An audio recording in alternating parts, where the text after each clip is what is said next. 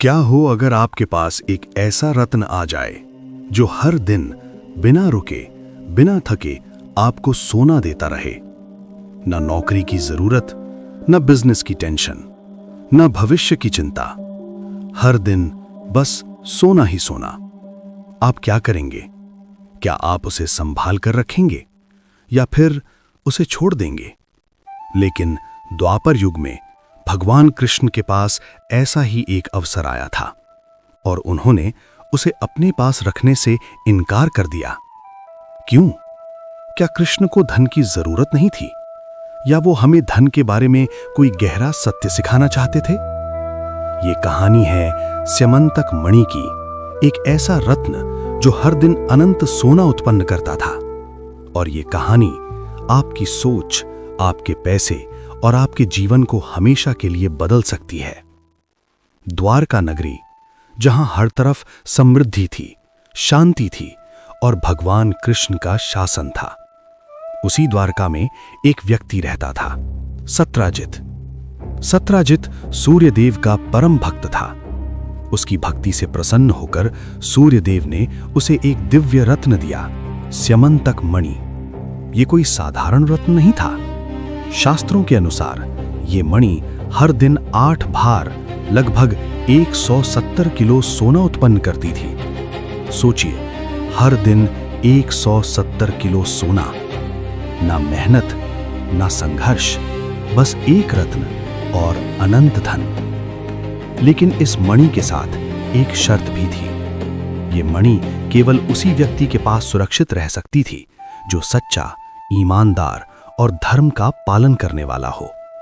अगर कोई लालची, स्वार्थी या अधर्मी व्यक्ति इसे रखे तो ये मणि उसके जीवन में विनाश और दुख लेकर आती थी। जब कृष्ण को इस मणि के बारे में पता चला तो उन्होंने सत्राजित को बुलाया और कहा, सत्राजित, ये मणि केवल तुम्हारे लिए नहीं है, ये मणि पूरी द्वारका के लिए आशीर्वाद है। अगर ये मणि राज्य के पास होगी तो पूरे समाज का भला होगा। कृष्ण चाहते थे कि इस मणि से उत्पन्न सोने का उपयोग गरीबों की मदद के लिए, राज्य के विकास के लिए और समाज की समृद्धि के लिए किया जाए। लेकिन सत्राजित डर गया। उसे लगा कि अगर उसने मणि दे दी तो वो अपनी शक्ति और धन खो देगा। और यही उसकी सबसे बड़ी गलती थी, क्योंकि जब धन सेवा के बजाय स्वामित्व और अहंकार का साधन बन जाता है तब वो आशीर्वाद नहीं, अभिशाप बन जाता है। सत्राजित ने मणि अपने पास रखी। कुछ समय बाद उसका भाई प्रसेन उस मणि को पहनकर शिकार पर गया, लेकिन वो कभी वापस नहीं लौटा। उसकी मृत्यु हो गई और अचानक पूरे राज्य में अफवाह फैल गई, कृष्ण ने मणि चुरा ली है। सोचिए, जिस कृष्ण ने कभी धन की इच्छा नहीं की, उन्हीं पर चोरी का आरोप लग गया। ये धन की सबसे खतरनाक शक्ति है। ये केवल धन नहीं लाता, ये शक, डर और रिश्तों का विनाश भी ला सकता है। कृष्ण ने सच्चाई साबित करने के लिए स्वयं खोज शुरू की। आखिरकार उन्हें पता चला कि मणि एक गुफा में है, जहां जामवान, रामायण के महान योद्धा, उसे अपने पास रखे हुए थे। लंबे युद्ध के बाद जामवान ने कृष्ण को पहचान लिया। उन्होंने मणि कृष्ण को सौंप दी। अब कृष्ण के पास वो रत्न था जो हर दिन अनंत सोना देता था। अब कृष्ण चाहते तो वो पूरी दुनिया के सबसे अमीर व्यक्ति बन सकते थे। न कोई उनकी बराबरी कर सकता, न कोई उन्हें रोक सकता। लेकिन कृष्ण ने क्या किया? उन्होंने वो मणि वापस सत्राजित को लौटा दी। क्यों? क्योंकि कृष्ण जानते थे सच्ची समृद्धि धन जमा करने से नहीं, बल्कि धन से ऊपर उठने से आती है। कृष्ण ने दिखाया कि धन तुम्हारा सेवक होना चाहिए, तुम धन के सेवक नहीं। ये कहानी केवल एक रत्न की नहीं है, ये कहानी है धन के असली नियमों की। पहला नियम, धन लक्ष्य नहीं है, परिणाम है। भगवद गीता में कृष्ण कहते हैं, कर्मण्येवाधिकारस्ते मा फलेषु कदाचन। मतलब, तुम्हारा अधिकार केवल कर्म पर है, फल पर नहीं। जब आप केवल पैसे के पीछे भागते हैं तो आप डर, चिंता और असंतोष में जीते हैं।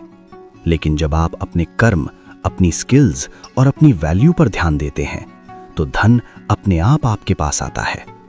दूसरा नियम, लालच हमेशा विनाश लाता है। सत्यजित के पास सब कुछ था, लेकिन उसका डर और लालच उसके जीवन में दुख लेकर आया। आज भी जब लोग अनैतिक तरीके से पैसा कमाते हैं तो उन्हें कभी शांति नहीं मिलती। तीसरा नियम, धन का उद्देश्य सेवा है, स्वामित्व नहीं। कृष्ण चाहते थे कि मणि का उपयोग समाज के लिए हो, क्योंकि सच्चा धन वही है जो केवल आपको नहीं बल्कि दूसरों को भी ऊपर उठाए।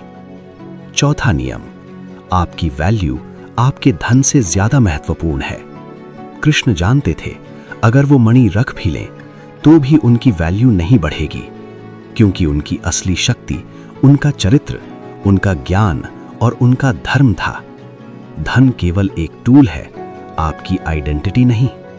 आज हम सभी उस स्यमंतक मणि की तलाश में हैं, कोई नौकरी में, कोई बिजनेस में, कोई इन्वेस्टमेंट्स में। हम सोचते हैं कि अगर मेरे पास ज्यादा पैसा होगा तो मैं खुश हो जाऊंगा, लेकिन कृष्ण हमें सिखाते हैं खुशी और शांति धन से नहीं आती। धन सही कर्म, सही माइंडसेट और सही उद्देश्य का परिणाम है। जब आप धन के पीछे भागना बंद कर देते हैं, तब धन आपके पीछे आना शुरू कर देता है। और यही कृष्ण का सबसे बड़ा फाइनेंशियल सीक्रेट है। इसलिए धन को मत पकड़ो, धर्म को पकड़ो, क्योंकि जब आपके पास धर्म होता है तब पूरी सृष्टि आपको वो सब देती है जिसके आप सच में योग्य हैं। जय श्री कृष्ण।